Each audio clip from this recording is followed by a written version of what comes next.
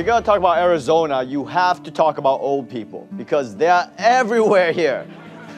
See? Which brings me to death. No, not yours. Obviously, you still have a long road ahead of you. And here in Arizona, people thinking about the afterlife are choosing something new: whole body donation. More and more people are choosing to forego traditional burial and just donate their bodies to science. There was a 20% increase in the number of people donating their body. Right here in Arizona, that's about 47,000 people.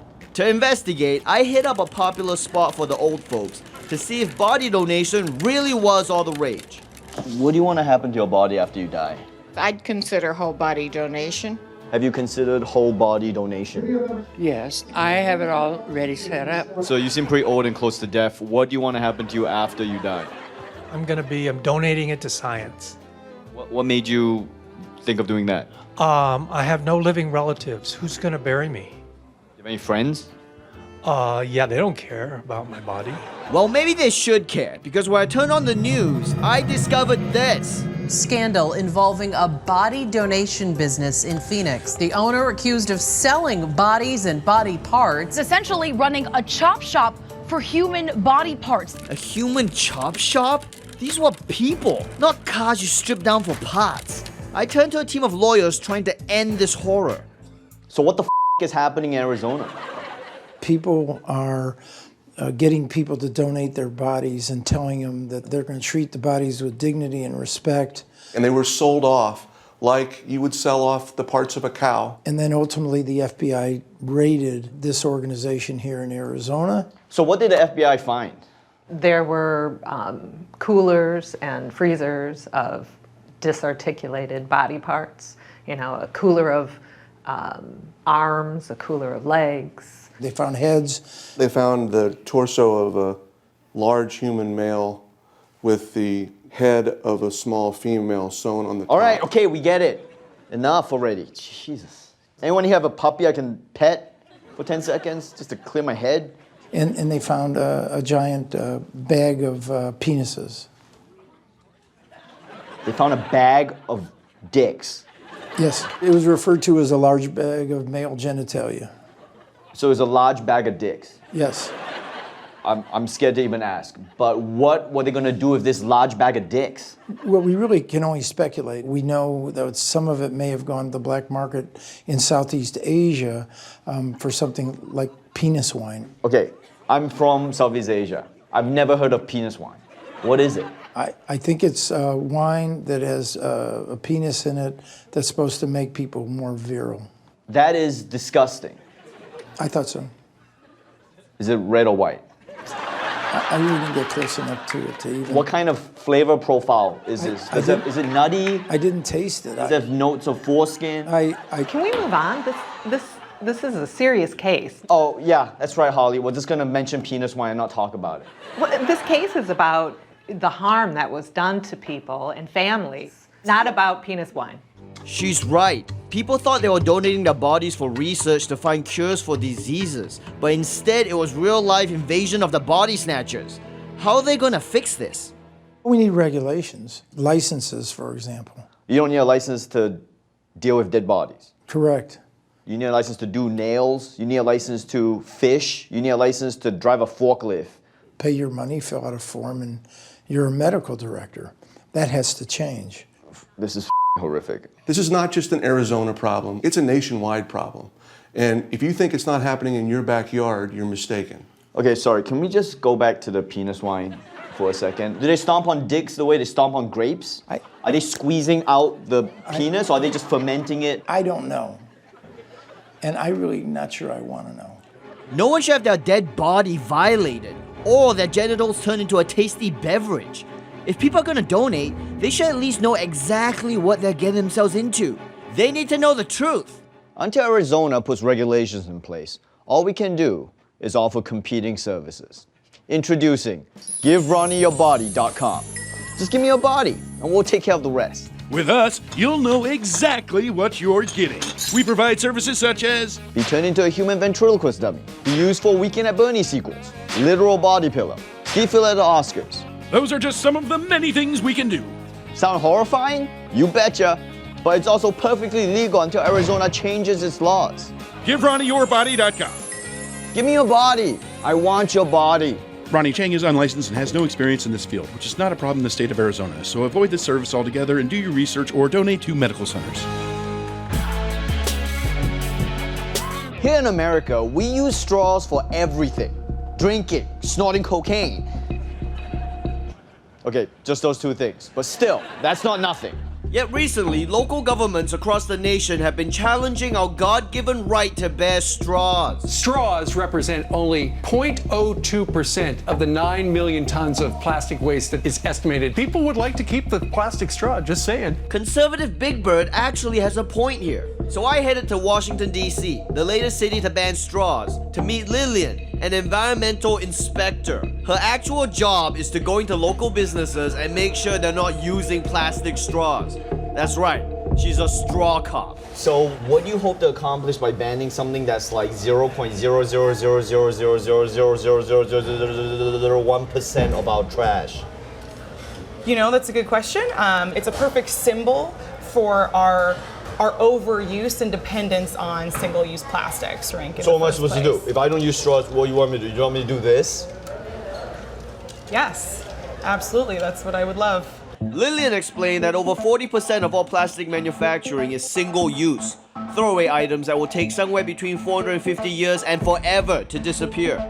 But still, why are people suddenly so angry about straws? Why do you hate straws so much? What did straws ever do to you? I think that really started with the straw video, the plastic straw getting stuck up the sea turtle's nose. It has over 35 million views on YouTube. Wait, this is all because of a dumb viral video? Look, I've seen a lot of shit on YouTube. How bad could this be? Turns out, really bad. Man, it's a freaking straw. Okay, I'm done. No more straws. But the video did leave me with one burning question. If I stick a straw up my nose, I could get 35 million views on YouTube. I can't guarantee that. You know, people might not connect with seeing a person, a full-grown adult with a straw up their nose the same way they connect with a sea turtle. I wouldn't go further. No, that's stuck. No,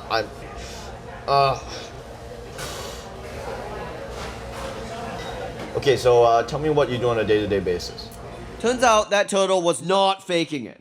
We actually go out and do some random inspections, and we talk to business owners about the new rules and how to come into compliance with them.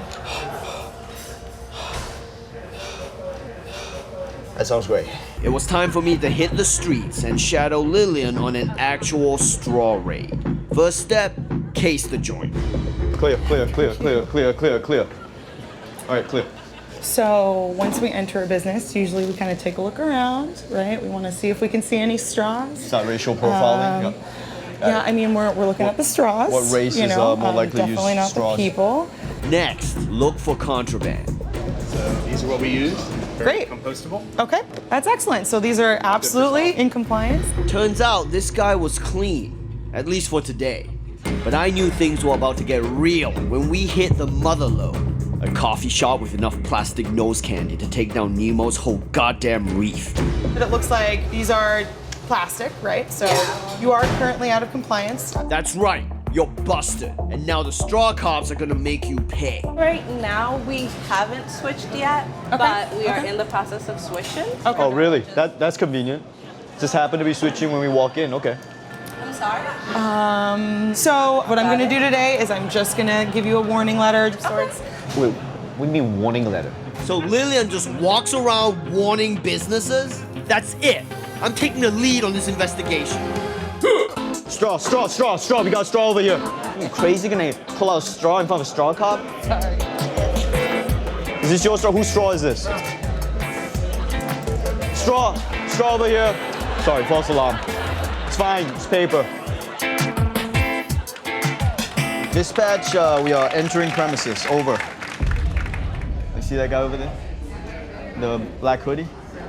Just gonna go ask him a few questions. Oh, he's going, go. Straw police! Drop the straw!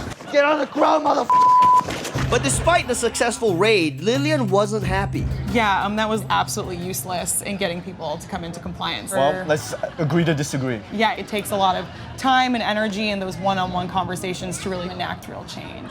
Okay, change people's minds through constructive conversations. I can do that.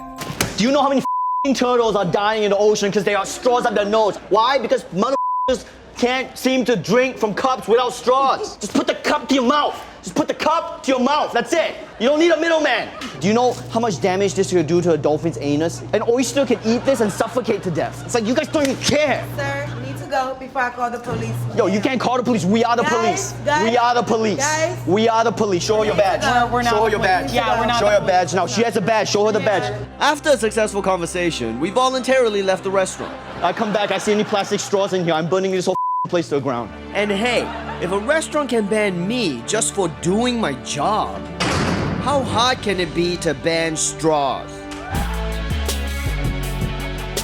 Cryptocurrency. Is this some fake some nerds made up on the internet to steal our money? Or is it the future of finance? There is no way all these people buying cryptocurrency have any idea what the hell they're investing in. And it's not just Bitcoin. Ethereum, the number 2 cryptocurrency, has risen 5,000% since the start of this year. Why? If you imagine Bitcoin as being a gold coin, Ethereum is a coin that has a magic spell in it. What the hell does that mean? I spoke with one of the founders of Ethereum, Joe Lubin, to find out. First question, what is it? What is it? Ether, the cryptocurrency that lives on the decentralized Ethereum platform, it's actually a much more programmable cryptocurrency than Bitcoin. That doesn't mean anything. What is it? We created a platform for decentralized applications. Does everyone in cryptocurrency talk like you? Pretty much, yes. Is it just everyone just going decentralized in the dark web and drugs online? Exactly. Does cryptocurrency make you feel angry and confused? Well, it should. To make it easier to understand, we ripped off The Big Short and asked Margot Robbie to explain it in a bubble bath. But she said no. Cryptocurrencies are transparent and decentralized. When two strangers exchange money over the internet, it requires a middleman, like PayPal or a bank, who takes a percentage of the transaction. And that transaction is vulnerable to hacking. Cryptocurrencies are recorded in a public ledger called the blockchain, so it's impossible to cheat.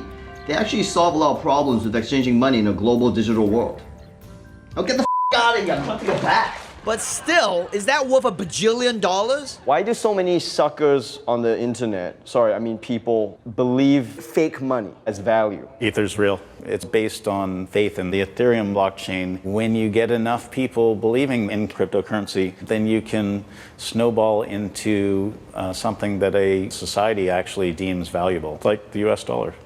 Whoa, what do you mean the US dollar? The US dollar is based on faith in the system. So the only thing backing this money is belief in the competency of the US government. Unfortunately, that's true. Damn! So not only is cryptocurrency fake, all money is fake. Wake up, Wall Street. You know, money isn't real, right? All this stuff is all fake. But Wall Street doesn't care if money is real, as long as they're making lots of it. They've been pumping millions into Bitcoin and Ethereum, driving the creation of thousands of new cryptocurrencies. But how low is the bar for entry? So let me get this straight. You took Bitcoin and you just changed the font to Comic Sans. And we put a dog on it. This was the guy to talk to. So tell me about the genesis of Doggy Coin. Well, firstly, it's Dogecoin, but I created... Why is it Doge? It's actually based on a meme. What? It's not Dog E-Coin? E-Coin, like electronic coin, Dog E-Coin. Oh, that's pretty smart, actually. It's not. But guess what? This stupid meme currency is worth almost $400 million. So why does its creator have some problems with cryptocurrency? When you see price charts go up and to the right exponentially, ultimately it can be a sign of a bubble. Yeah, bubbles are great. What are you talking about? I love bubbles. People are going to lose a bunch of money. And sure, cryptocurrency might destroy the planet through climate change and supporting rogue nuclear states, but this is America! So I decided to make my own cryptocurrency. But that has to be an incredibly complex... Done. That was easy. I did it! It literally takes 10 minutes to go on a website and make your own coin. Time to make it rain Chieng coin and kickstart the financial revolution. Do you accept Chieng coin? Chieng? Chieng coin is like Bitcoin. It's disrupting global financial systems using blockchain technology. No. No? No, only cash. I'll send you money over the internet. I want money? I'm gonna demonstrate. So imagine if I send you this, right? Thank you. No, but digitally. No, give me back my 5. How are people not getting this? No, I'm paying you. I'm paying you in Chiang. Get the f*** out of my cab! Out of my cab! Remember this moment. Remember this moment when you had a chance to jump on Chiang Coin and you didn't. All right? His loss.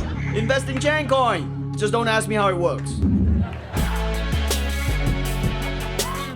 Chicago, big city, windy city, opinionated city. Whether you're from Hyde Park, Lincoln Park, or Wicker Park, why is everything a park? Their food is as iconic as their corruption. Al's Italian beef sandwich, Garrett's addictive popcorn mix, Portillo's jumbo hot dogs, and of course the legendary Chicago pizza I've heard so much about. What the f is this? This is Chicago deep dish pizza. Yo, I said I wanted pizza, not some Italian guy's dump on a plate. This looks like me eating pizza and then throwing it up into a bread bowl and then leaving it in the sun to dry. This is how Chicago does pizza. I refuse to believe you can't get a decent slice of pizza in this city, all right? This is the birthplace of Lincoln, Obama, Michael Jordan. None of those people were born here. Birthers. Ugh. This is what people in Chicago call pizza? Where can I find a decent slice in this city instead of this stupid bull? I couldn't find a single place that sold real pizza. Just these deep dish dough dumpsters. This isn't pizza. This isn't even human food. After hours of only deep dish, I finally found a place that served delicious, normal pizza pie. The Cook County Jail. That's right, the best pizza in Chicago is in the biggest jail in America.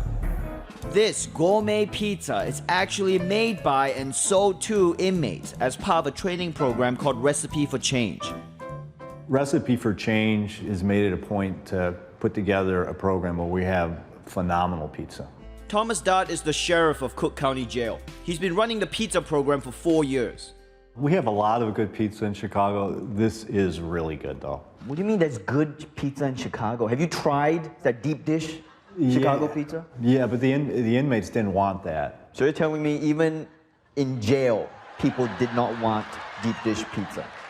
They haven't been asking for it.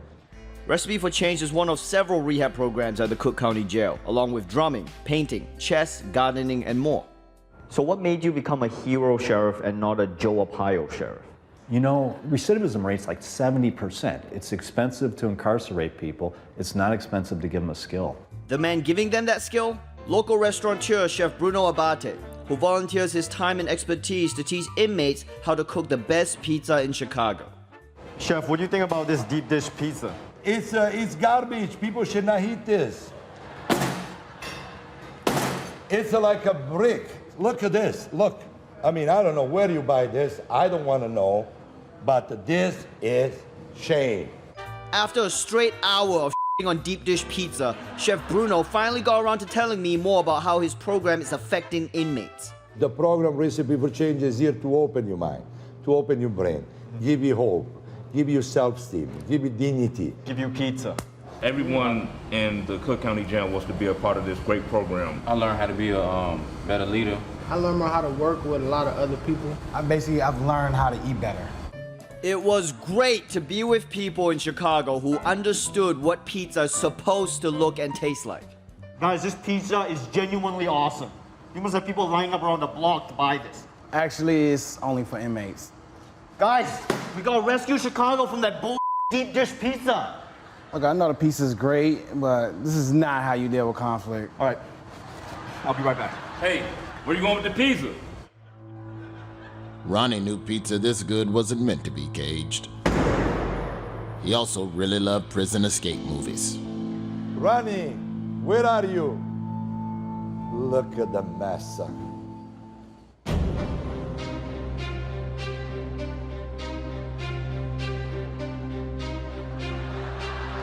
Sei un ladro di pizza.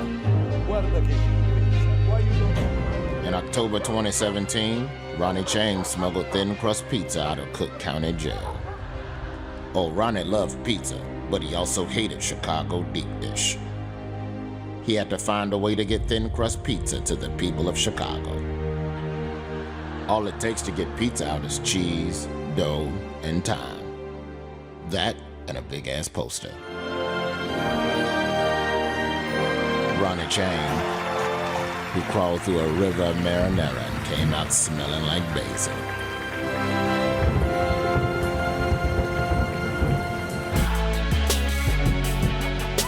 In the last presidential election, 44% of Americans did not vote. That puts you in 26th position among developed countries. That's pathetic. You should be ashamed of yourself. That's garbage. It's so garbage that in 2016, Trump got elected with only a quarter of eligible voters supporting him. That is a broken system. Some politics nerds are proposing a solution. Jury duty and taxes are mandatory, so why not voting? But America is the land of the free, where the whole point is to do anything you want, even dress up as Fat Iron Man in Times Square on a Tuesday afternoon. So can you really force Americans to vote? Do you think in America voting should be compulsory? I think it should, but it's not going to happen because people won't even wear masks. If we were told to do something, at this point, exactly, it, we wouldn't do it. Do you think America would ever accept mandatory voting? Definitely not. Why not? Because Americans are lazy, in general. America is the land of the free. People come here because it's a free place. And that includes the freedom to not participate? Yeah, pretty much. Do you think mandatory voting can happen in America? No, I do not. I do not. I think that American values are like a toxic version of what freedom is. Isn't that what makes America great?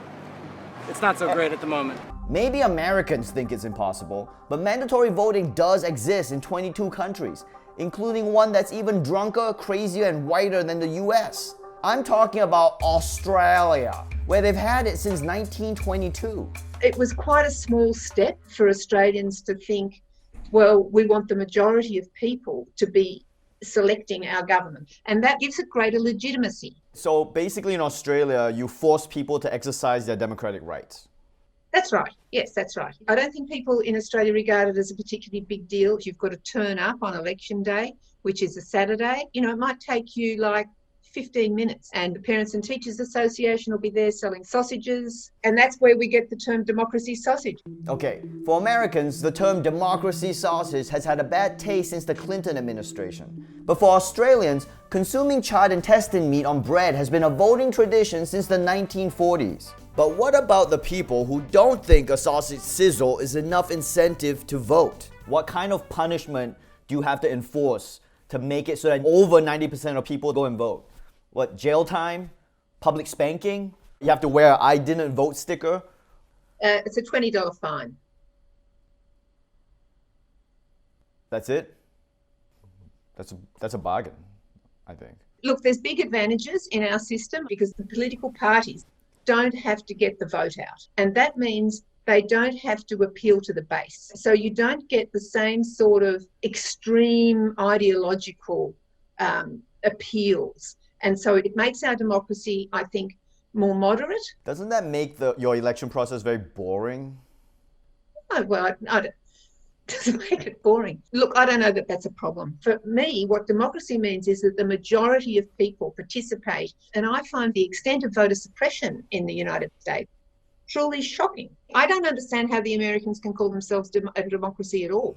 Damn, political science world star is gonna love this. But how do everyday Australians see it? I took a 25-hour flight and spent 2 weeks in quarantine just so I could talk to them myself in sunny Brisbane, Australia. What do you feel about the fact that voting is compulsory in Australia?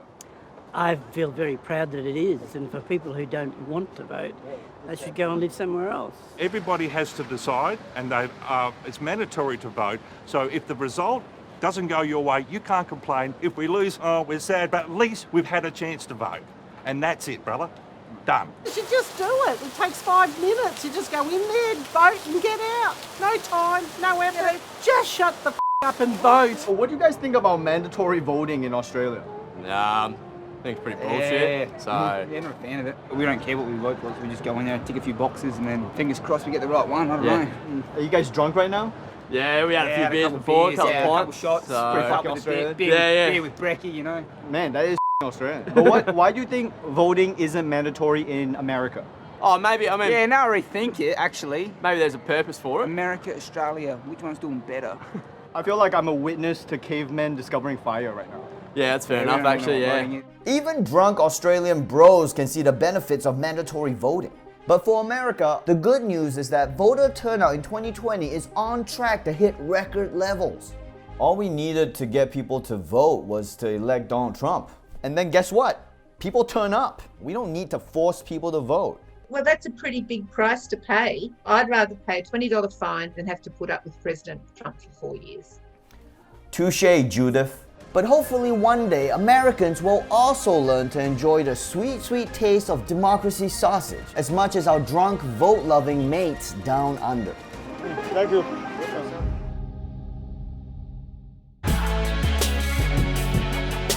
Bill Gates. He's rich, he's brilliant, and apparently he's out of his mind. This is a container of human feces. Why is one of the richest men in the world carrying a jar of his own shit? I went to Seattle to find out what's wrong with Bill Gates. Mr. Gates, it's a huge honor to meet you. Just a quick question. What the is wrong with you? I mean, are you okay? Yeah, I'm great. Love what I'm doing. Okay, so why are you carrying around your own poop in a jar? Well, I did have a beaker of human feces when I was explaining why we need a reinvented toilet. You don't need to reinvent a toilet. We shit in it, then we push a button, then the shit disappears.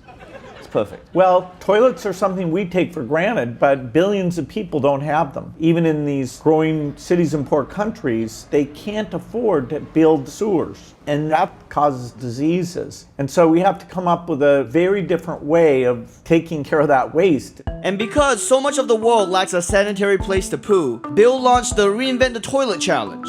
It funds scientists to redesign toilets that don't need a sewer system. We put several $100 million into this to show that it can be done. Wait, sorry, hang on. You put several $100 million into toilets?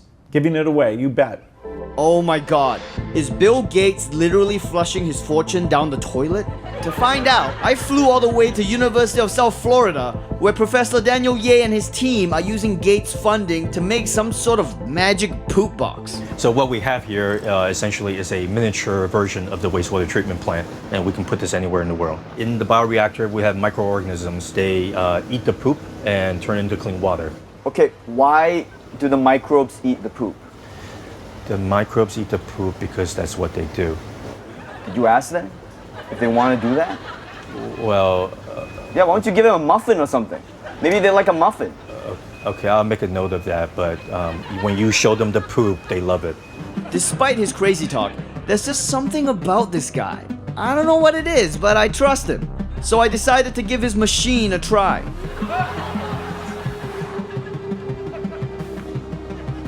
So normally we would have a block of toilets, right? And then the waste from the toilets would come here. It'll go into the machine, and then using solar power, we can turn the poopy water into clean water.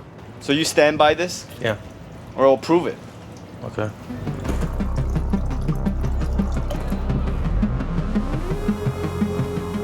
Did it work? Yeah. Well, how many times did it not work and you end up drinking your own shit? Well, it's worked so well that we're actually working with NASA. Astronauts have to poop, and we can turn that poop into clean water and nutrients and even energy. Wait, do you say energy? Yeah. The microbes in the bioreactor make methane. That's the same stuff that's in natural gas. You can burn it. Bill Gates, you sneaky bastard. You just found a filthy little back door into the most profitable industry in the world.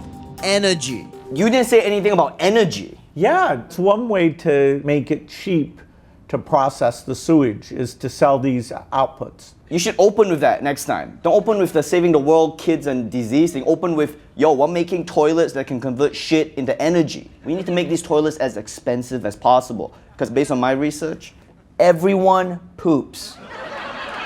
I mean, everybody. Well, unless we make them super cheap, they're not going to get out to the poorest who need them the most. Look, I know you've made your money, Some of us here are still trying to win this game. Well, if you have an idea, let us know. I've got nothing but ideas for this. Okay. So this is an iPad. Great device. I love using it. Yeah. So what's the worst seat on a plane? Next to the toilet. But what if every seat was a toilet? Poop-powered planes. To keep the plane in motion, we have to keep shitting. High pressure, I know, but it gives the airlines incentive to feed us. I'm not sure the numbers work. How about this? It's a toilet that you shit in, and it powers a cannon that shoots the shit out to my neighbor's house. Why are you laughing? That's not legal. Listen, man, I'm up here just trying to come up with ideas here to save the world. Okay, what are you doing? That's what I'm doing. No, that's what I'm doing. I'm here giving you ideas. All you're doing is shitting on them. Well, I don't think those ideas are ready yet, but we do have a lot of ideas that are in the field being tested in Durban. It's trying to cover the 30% of their residents that don't have great sewage processing. We are going to completely change the future. Everybody's going to have a great toilet. Well, here's to everyone having a great toilet. Cheers.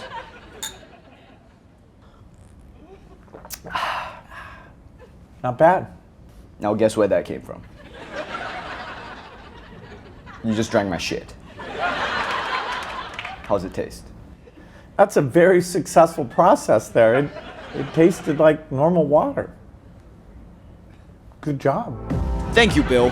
There's more where that came from.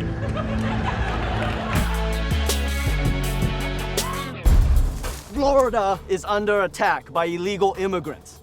And unlike Mexicans, none of these are good people. In fact, they're fish. So this is a lionfish, and it's an invasive species, and it's decimating Florida's reefs. The lionfish invasion started when some idiots flushed this exotic aquarium fish into the ocean, and now they are multiplying out of control. They may look beautiful, but they are deadly. All these top dorsal fins will sting you. This down here will sting you. You know, it really looks like a dragon from, what's that show? HBO? Insecure. Conservationist Cortland Hunt is on a mission to save Florida's reefs. What people don't realize is that the economic impact of our reefs is in the billions of dollars a year. People in the fishing and diving industries know that lionfish could devastate Florida's fisheries because they prey on 80% of fish on the reef, destroying the food chain. It's like if halfway through Finding Nemo, everybody died. But Cortland has a solution. We've developed a device to kill the lionfish. And what is this device? So we modified a Glock handgun to shoot fish underwater. You think this is a joke, but this is real. Wait, what? Can't catch them any other way. You gotta go down and shoot them. Of course. What could be more Florida than standing your ground for Mother Nature? Hey, you wanna hold it? No, I don't want my fingerprints on that. But Cortland stands by his science. So on this, when you fire it, the pressure comes out all at one time. So these are muzzle brakes that go onto the end of the gun. Okay, so you're making it bigger. Bigger is usually better, we found, in general. Not always. Depends on how you use it, really. Bigger is almost always better. Almost always, but not in every situation. Then he took me to an Olympic-sized shooting range to demonstrate some of what he does. And guess what? It's stupid. What do you say to critics who might say that you are, I don't know, an idiot, a redneck, a dumbass, who's just shooting up the oceans, and you're a psychopath? You know, criticisms like that. There's a war going on our reefs in Florida. What are you talking about? This sounds like something you'd do in a first-person shooter if you're just f***ing around. This redneck John Wick thinks he's gonna save the environment with a gun? What's next? We nuke illiteracy? Someone must have a more intelligent solution. My name is Yuan Wong, and we're building a robot that hunts invasive lionfish. That's what I'm talking about. There's just something about this guy. I don't know what it is, but I like him. Yuan Wang has founded a startup dedicated to building a lionfish terminator. Kind of. This is your killer robot? Work in progress, yeah. It looks like a trash can with arms. Still, better than shooting a fish with a gun. It identifies the lionfish, then it shocks it, and it will suck it into a containment unit. But there was something weird about it. If you just start, sucking with the rim-driven propeller, then they'll just try to swim away. Whereas if you put them to sleep, you just kind of get two probes on either side of them and stun them. Dude, I think you invented a fish sex robot. No, I don't think we did. Yeah, I think you did, man. And trust me, I know sex robots. Oh, I thought this is just like one of my anatomically correct R2-D2s. Nope, it's a ruthless killing machine. But it's 2018. You can't just go exterminating an invasive species without first checking with the animal woke police. PETA. I mean, if a lethal solution is going to be used, the priority should be that the animal doesn't suffer. What is PETA's stance on, let's say, underwater robot that electrocutes fish and then sucks it into its body via a suction vacuum fin and brings it up to the surface where it suffocates to death? I mean, just hypothetically speaking. Yeah, that sounds very inhumane. Wait, why? Electrocuting any animal is extremely cruel. What about electric eels? They can give it, but they can't take it. We are quite opposed to that. So I forced this sex robot hater to look at the alternative. Cortland Hunt's dumb YouTube videos. Look, I know the music sucks, but just watch, please. The gun looks like it might be the least cruel method, but like I said, I couldn't absolutely speak to that without more information. So you would need a lot more fish brutally murdered before you could tell whether or not this was cruel.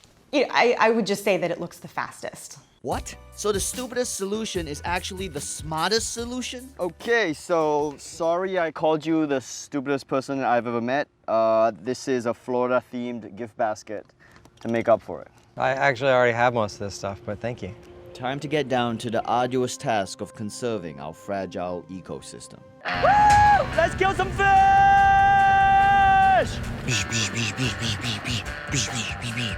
Wow, the Daily Show finally found a problem that could be solved by a good guy with a gun.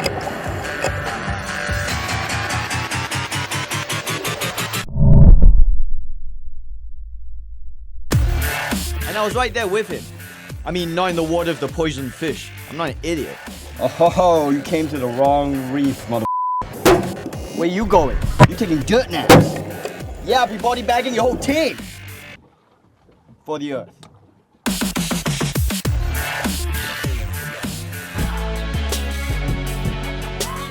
For thousands of years, Jews, Christians, and Muslims have been fighting about whose old book is right about God stuff. They're like the Jersey housewives of the Middle East. And now, 1400 years of religious warfare is coming to America.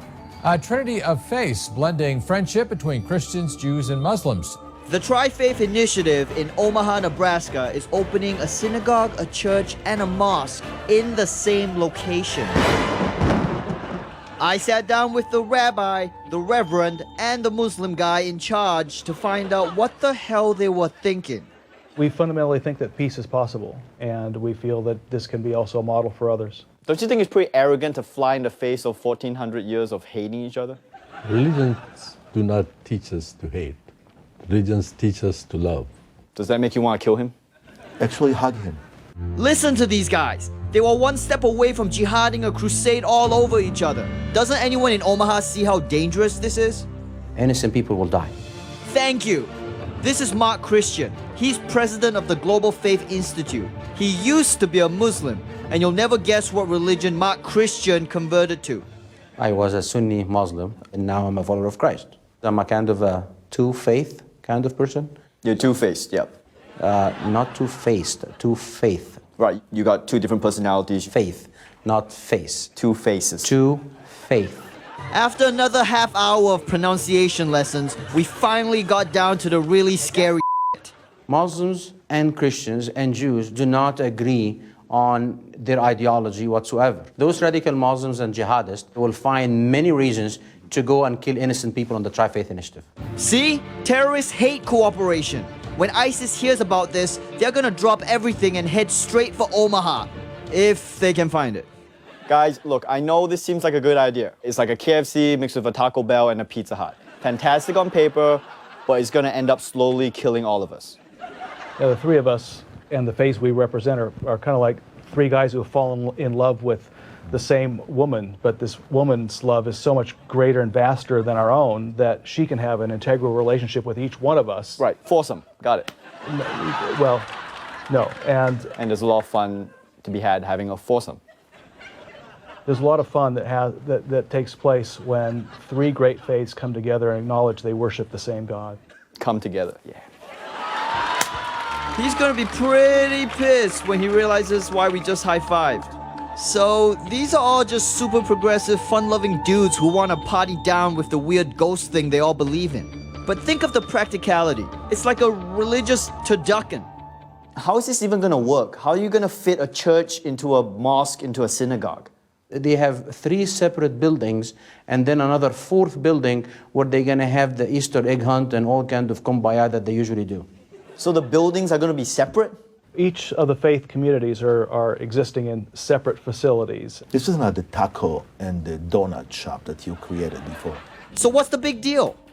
Globally, 2 out of 3 Muslims wants to overthrow the governments and apply Sharia law and live under the leadership of Islamic State. I knew it. I had to warn them about that scary Muslim guy. I'm sorry, could you just cover your ears for just 1 second? Thank you. Listen, guys, 2 out of every 3 Muslim wants to impose Sharia law on the entire world. Well, that's ridiculous, first of all. And second of all, fundamentalists of all stripes want to impose their views on the whole world. Who taught you this lie? I'm sorry, can I just stop you guys? Listen, sir, you're being really aggressive right now, and I just need you to take it down a few notches. Okay, as many notches as you would like. These guys talk a big game about tolerance, but what happens if Mark Christian is right? What if they do get attacked? We will stand together and defend ourselves and support each other. With your guns and bombs. We don't need any guns, we have ideas. I'm not gonna lie, you're scaring out of me right now. I don't mean to. They just wouldn't give up. There was only one thing that could take down the Tri-Faith Initiative. Every relationship I've ever had has been destroyed by trying to decide what the hell to watch on Netflix. Mad Men. Big Night. Homeland. As I expected, they were falling apart. I used to like girls and then I gave up on HBO. There was no way they could... Portlandia? Okay. Okay. Yeah. That was way easier than I thought. I guess if a Jew, a Christian, and a Muslim can walk into a bar and it's not a joke and they don't kill each other, maybe there is hope for peace in the Middle East of America.